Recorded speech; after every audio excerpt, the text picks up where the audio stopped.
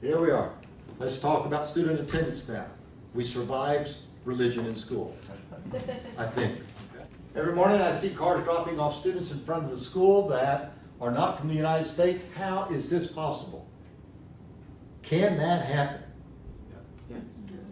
The answer is yes. The answer is yes.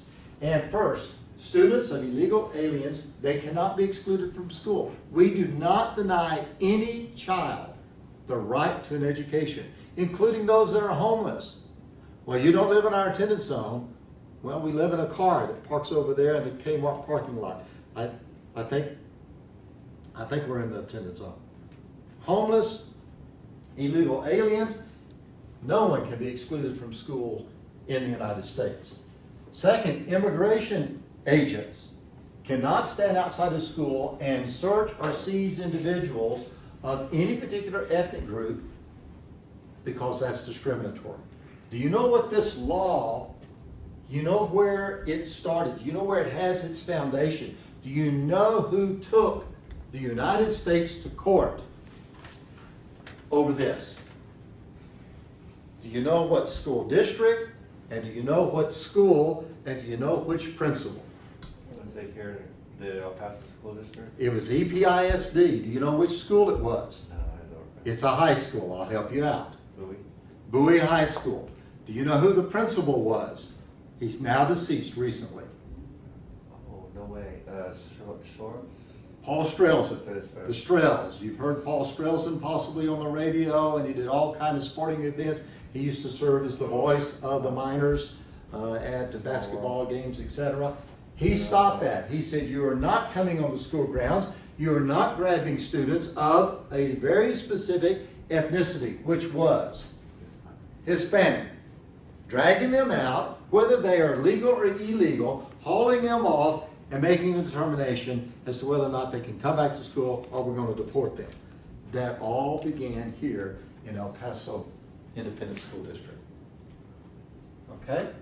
And that's a great thing for us to be known for. And those of you that are actual natives, a great thing for you to be known for. Okay? We shouldn't, by any means, by any stretch of the imagination, just deny any child school. Deny any child school. Okay?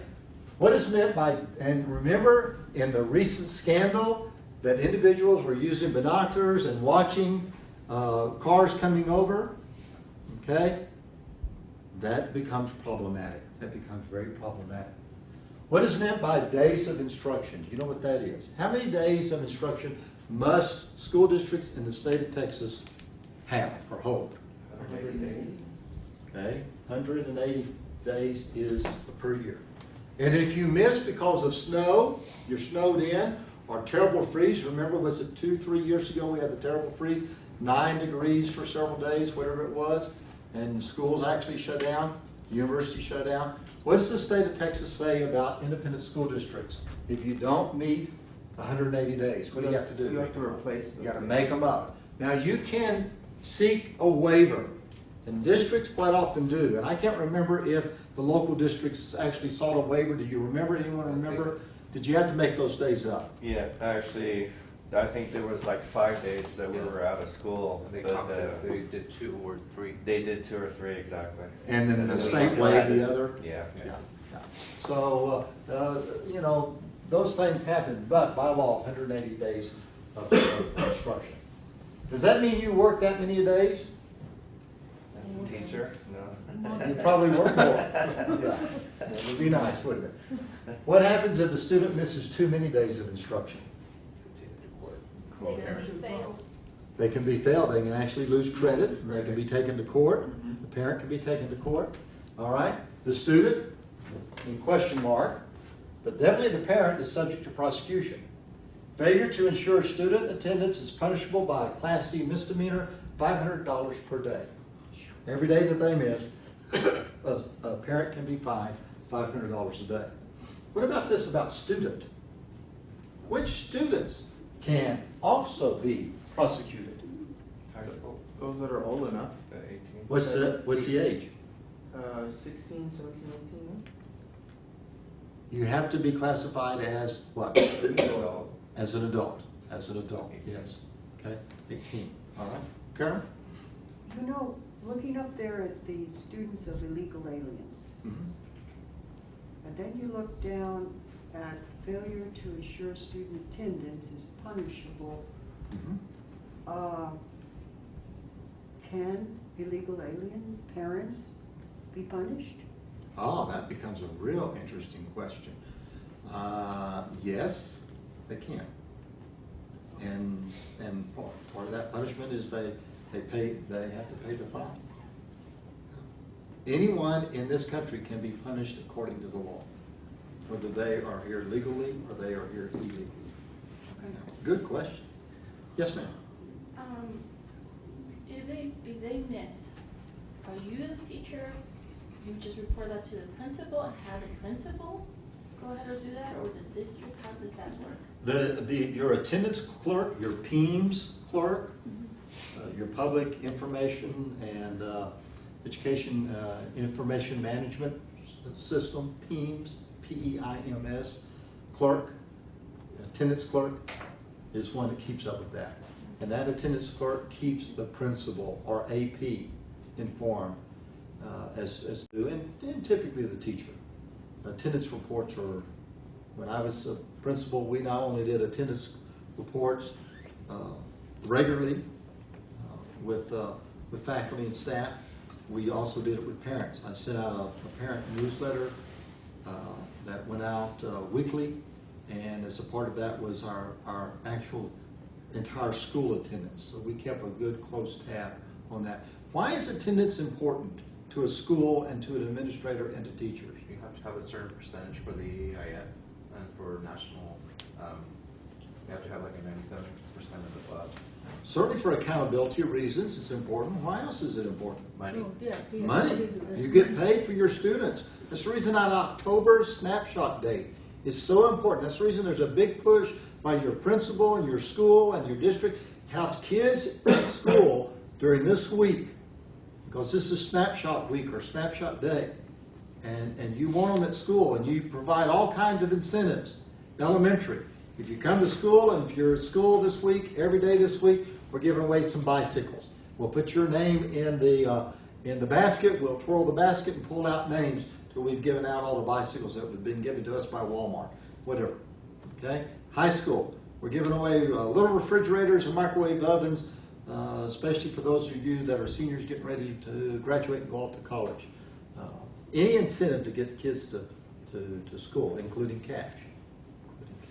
So it's important for those two reasons. There is a really very important reason that we want kids at school. Why do we want them at school? Oh, you know this. This is what you do. To keep them, so they can So they learn, can learn. keep them out of trouble? That's right. So they can learn. Yes, ma'am. Question, this of course is not talking, is there a different idea for kids that have excused absences because they have leukemia or diabetes Oh, or sure. something like that? Absolutely. I mean, they're not gonna be, No. Typically, that there's unless games are being played. Yes. Unless games are being played. And usually it's the same parents that usually try to outmaneuver. They take them out at a certain period of time because they're counted absent at a certain time of the school day. They get pulled out right after that. So those are the people that the PEIMS clerk is trying to get, the assistant principal is trying to get. It's the same parent over and over that gets pulled, they pull them out. Does this apply to kindergarten students? Yes, if they're enrolled. Pre-K? That's right. Even though pre-K and kindergarten is not required by the state of Texas, students do not have to go to school in pre-K. Again, they have to be eligible for pre-K, but they do not have to go to school for kindergarten. But once they enroll, then they are held accountable. I like to tell students in class that I teach, I'll start this class next week, the administrative leadership, the first class into our program, I like to tell them, this is when I became a legend in my own mind. Okay? Became a legend in my own mind. I took on a great Texas defense lawyer, Doug Tinkle. Is that his name? I think I'm trying to say it. I think that's right. Anyway, he represented a kindergarten student. The mother continuously kept this child out of school. So we took her to court. Her mother worked for this lawyer. This is the lawyer that represented Yolanda Saldivar. You know who she is? She's the woman that killed Selena. This is the man that represented her. I mean, he was a hot shot. He's now dead. Hot shot, high flying lawyer. Actually survived. His death did not come from this stunt. He and his son were out in the Gulf of Mexico in the middle of a hurricane. Only by power above, I guess, did the man and his son survive. But later he died. But nevertheless, I took them to court and won the case. Won the case because the teacher, the PEIMS clerk, the attendance clerk, and I had done our homework. We had our act together. We had things in order. And the mother was just, regretfully, she had a drug and alcohol problem, and she didn't want to get up. She wanted to stay in bed, and she wouldn't take the kid to school. So, again, these things are, parents can be prosecuted. And she was held liable. She was charged court cost. She wasn't charged she wasn't prosecuted for a fee, but she was told you will pay the court the cost of this hearing, and you will also in the future, if you do not bring your child to school, every day that your child misses, you will be fined what? $500. And guess what? She never missed a day thereafter. Never missed a day thereafter. All right.